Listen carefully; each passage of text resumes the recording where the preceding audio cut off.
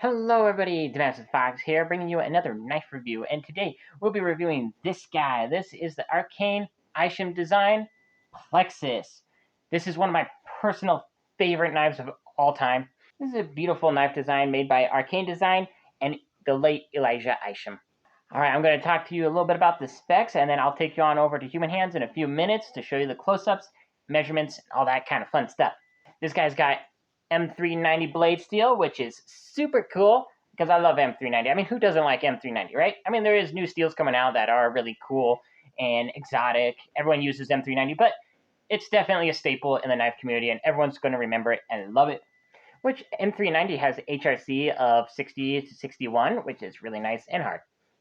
And the handle material on this guy is 6AL4B titanium, which is really nice. I love titanium. Nice and light and really tough and durable. This guy also has a nice Japanese style tanto blade with a compound grind.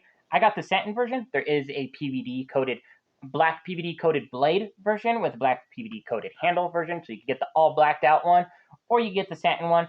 And then there's one that is a black PVD stonewash, which is also really cool to look at.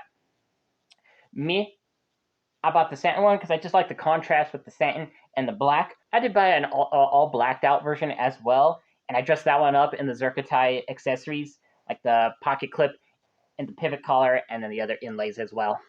I know this knife is so cool, I had to buy two. This is a frame lock knife. Now, I do prefer a liner lock or like a button lock, stuff like that. I don't tend to gravitate towards frame locks. Just me personally, there's nothing wrong with a frame lock. But I really like the way how Arcane Design does their frame locks. It looks really good. I really don't like steel frame locks. Those don't work well for me. No, I don't like them. But I can tolerate a steel frame lock. If the aesthetic of the knife, or I just love the knife that much, then I will tolerate a steel frame lock. Now, one of the cool features on this guy, it does have a steel lock bar insert, so the lock won't wear away as quickly. Now, as I am recording this guy is not for sale on Arcane Design or any other dealers. But the price on this guy is $399, so that is a pretty big price, but you do get a lot of nice features with this knife, including fantastic grind lines on this blade. This blade is grind to perfection. It's beautiful to look at. The handle is really nice. I love the titanium and all the milling work and everything about it, so it definitely is worth nearly $400, $399. But yeah, it's a pretty high price, but it's definitely worth it. On Blade HQ, it's the same price, $399, but it's also not available on Blade HQ. And Knife Center, it says it's discontinued on Knife Center, and it won't even show me the price. So I don't know the price of Knife Center. Now, I could be wrong, but I thought I heard on Arcane Design's Instagram that he said he will be bringing this back someday. And I don't think anytime soon, but he will be bringing this back. I'm pretty sure I heard him say that. So just keep an eye on their website. Follow them on Instagram and keep an eye on them so then you can be notified for when this is dropping, so you might be able to grab one. You definitely don't want to miss out on this knife. It is really cool. I really like it. And it's also really functional as well. All right, I'm going to send you on over to human hands to show you a little bit more in depth on the specs and close-ups as well. All right, time to give you the close-ups of this beauty. Look at that. Absolutely a work of art. There's that compound grind, that Japanese tanto, all those inlays and pivot, collar decoration, your lock bar insert. I'm not sure if you can see that. My lighting is kind of wonky right there. Kind of see it. Backspacer with their insignias. Action on it. Really nice. Deploys fast. And disengagement is nice and smooth. But that's because it's on bearings. It's so good. You got shouldering of the stop pin right up there. Nice jimping on the top. All these beautiful grind lines. This is the satin version. Time to do the length.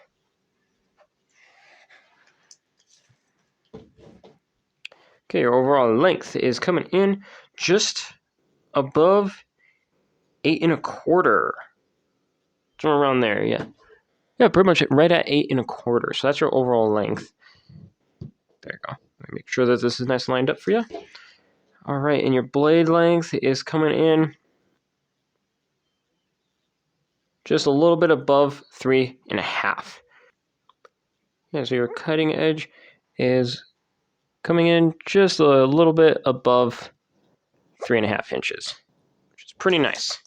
All right, wait time. I probably need to get myself a new scale. I'm not sure how accurate this one is, so take its weight with a grain of all-season salt. All right, I'm assuming that this knife is going to be, let me take a while to guess. I'm going to say 3.75 ounce. No, let's go 4 ounces because this feels like this is a much heavier knife than a lot of knives I've handled. So I'm going to say this is like over 4 ounces, but let's see. Oh, dang. Yeah. 5.56 ounces. So like I said, it definitely felt more weighty than most of Arcane's knives and even Isham's knives. This definitely feels a lot more robust. So even though I was wrong, still kind of right. All right, size comparison. Pair of 3, PM2. All right, so this guy's a little bit more closer to the PM2. Even though the PM2, this guy's a little bit longer than the PM2. So there's the handle on the PM2. So the handle length is pretty much the same on these two, but the blade length on this guy is a little bit longer. Up against the CJRB Feldspar. There we are. So definitely a much bigger knife. Benchmade mini bug out. Benchmade fancy bug out. So yep, big knife. All right, Cold Steel Spada medium. Cold Steel Spada XL. So yeah, I can't even fit the XL on the entire screen. So, yep. All right, height on this guy. Up against the PM2. So, as you can see, PM2 does go a little bit higher. You do have a flipper tab that's protruding out there, so that does increase the height a little bit. Up like this. So just a little bit. Not really that much of a difference. Bug out. So if you're used to carrying the bug out, this guy's definitely going to ride up quite a bit higher. In your pocket, definitely be a lot more clunky. The width on this guy. So as you can see, this guy is a much thicker knife.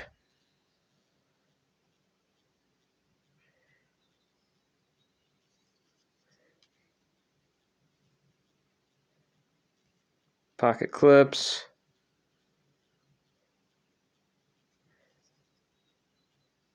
Pocket clip is quite clunky on this guy compared to this knife, which this pocket clip looks nice and smooth. And thickness compared to the bug out, as you can see, the bug out is definitely very skinny, very thin. This guy's width is pretty much the width of 2 bug outs. All right, now time for the blade thickness. Got my calibers. We are zeroed. Okay, 0.13 compound grind.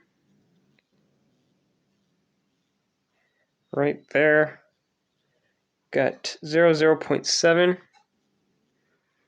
on the entire knife handle. We got 0.6 63. All right, cut test time. That is an M390 blade, so I'm assuming it's going to be pretty sharp, especially Arcane design. Their quality control is really good. Have nice and sharp knives. So let's just find out with this nice compound grind. Ooh, like butter. Yep. No resistance. Nice smooth control. Fast and easy. Not even ripping at the end. Beautiful. I can do this forever. Tiny little cuts. Oh, beautiful. Beautiful edge. That is fantastic. I'm very happy with that. All right, so as you already know, this is a collaboration between Arcane Design and the late Untitled Isham, which this knife beautifully blends their design language, just perfectly blends them together. You can definitely tell their design in this knife. You can see that this handle definitely looks very Arcane. This clip looks pretty Arcane and Isham, actually. The way how this blade is with the compound grind looks like something Arcane Design would do. The flipper tab feels more like Isham's flipper tab. These inlays definitely look like something that Isham would probably design. Not sure, I'm just speculating here, but you could definitely tell that this is a collaboration between Isham and Arcane Design. As comparison, here is Arcane Design, Abyss, and Arcane Necronaut. So as you can see, definitely see that it's definitely part of that family. And then a little bit of comparison with Isham's design. So as you can see, Isham's design is quite wild and very interesting. So you can see that coming off of this knife, very wild and interesting. So just want to show that comparison. These are fantastic knives. This is the Kaiser Megatherium, which is named after a giant sloth. And then this is the Wee Arrakis. Such a beautiful knife. This is the knife that really got me into Isham designs. One of the other things to note on this knife is that the flipper tab is quite small, so if you don't do it just right, you can stall it out. You definitely want to put a lot of emphasis into deploying it and make sure not to do it too weirdly where you'll stall it out, because you will stall it out very easily if you don't know how to operate that flip tab, because it's a little bit small. Other thing to note is that the spine of this knife is sharp. It's not chamfered down, so you can feel it snagging your skin. It's not like it's going to cut you if you rub it like this. It'd be hilarious if I cut myself, wouldn't it? Like, it's not going to cut you. But no, it's not going to cut you. But you can definitely feel it. Probably be good for maybe starting a fire or something like that with a ferro rod. But yeah, it's not chamfered down right there. Just something to note. This knife does have other variants of it. You can get a all PVD coated blade and handle, or a PVD coated stonewash handle and blade, which is really cool. I got this one. This knife is so cool, I had to buy a second one. So I got the all black PVD coated Plexus, and I also got the Plexus preview experience box that came with an exclusive purchase of the Zircotai kit. So Zircotai clip, Zircotai pivot collar, and Zircotai inlays, all that kind of cool looking stuff. I mean, just look at that. Look at that Zircotai. It is absolutely beautiful. My camera does not pick up the absolute beauty of the Zircotai with this all black Plexus. It's amazing. So I got that as well because I wanted a regular one to use, and then I wanted one just to look at because, yeah, I like collecting knives, and I just love the look of this one. I didn't want to mess it up, so I got one to use. Now, unfortunately, I'm not sure. You could correct me if I'm wrong, I believe the Zerkatai kit is only for those who purchase the Plexus preview box. I'm not sure if Arcane Design will be bringing back the Zerkatai kit in the future, but it's just something cool to look at. And I just wanted to let you know that it is out there. Possibly maybe somebody might be selling it on the Arcane Design Facebook page. So you can go to Facebook, look at their community page, and maybe somebody might be selling something like this. You never know. I think that'll be it for the close-ups. I'll be taking you back to the big pink fox. Welcome back. All right, and some of my final notes. I believe Human Hands have already said this, but I'm just going to say it again just in case. This guy is running on caged ball bearing pivot system. It makes the action really nice and smooth. On the deployment and disengage, I really like the action on this guy. The flipper tab is a little bit on the small side, so you do have to really adjust your finger to deploy it properly. But that's really just a minor detail that I just feel like I should point out. Now you do have to completely disassemble the knife to take off any of the extra parts, pocket clip, inlays, pivot collar, and even the back inlays. You have to take the knife completely apart. You do a full disassembly and then put the knife together to do any other customization options. I haven't seen any other customization options besides this blue or the Zerkatai kit, and the Zerkatai was only available in the Plexus Preview experience box. Yeah, Ergo's on this guy, very comfortable in the paw, can hold it really well. Deployment smooth and easy to use. Just a little bit small flipper tab, so you gotta just adjust accordingly because you will stall it out if you don't know how to work it very well, or your first time deploying it, you probably will stall it out. I did when I first deployed it. Beautiful grind lines, beautiful geometry of just everything. You can really see the design language of both the designers, Israel and Isham. Both of their designs just come together beautifully and just create such a beautiful work of art. And also, as you saw from the Human Hands, this knife is plenty sharp, so it is usable as it is beautiful. All right, I think that'll be it for this video. I just want to say one last thing. Isham was an awesome designer. He was one of the biggest parts in the knife community.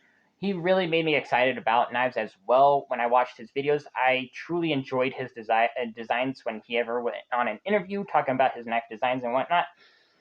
It was his Arrakis that really made me really love his designs. I saw him for the first time and I was just like, I love this guy's designs. It's so different. It speaks to me. It's like everyone else was trying to be the next best EDC knife, and here was Isham really pushing the boundaries on what a knife can be. It was beautiful, and I was really heartbroken to hear of his death. It was very heartbreaking. I met him at Blade Show West, and talking to him, he was a very humble and really nice guy. He gave me a knife for free, which was really cool. It was the Savidi Lazar, and that knife is one of my most cherished possessions of all time. So to have one of his final designs, it is quite an amazing thing, truly. And I'm really glad that Israel was able to bring his final design to life. It was really cool. And so he was my favorite knife designer. And on Instagram, I also saw Arcane Design, and I was like, "Ooh, I really like Arcane Design. This is really cool. I really would like to see them at Blade Show." So when I went to Blade Show, I bought myself a crawler. A few months later, it said that Arcane Design is collaborating with Elijah Isham, and I just lost my mind. I was just like, "This is going to be the most beautiful knife ever," because I loved both of their designs so much, and they truly delivered. It's amazing work of art, and I truly love this knife, and it's just, yeah, I can't put it into words on how much this knife means to me. It's just so really cool. So the loss of Elijah Isham was truly a tragedy to the knife community, and it will never be the same without his designs. Honestly. All right, that's all I wanted to say. And I thank you so much for watching. I hope you liked this video. If you like more knife and EDC related content, check out my other videos. And remember to subscribe because I post every Saturday, every other Sunday. Be more knives and more videos in the future. Thank you so much for watching and have a fantastic day. Bye.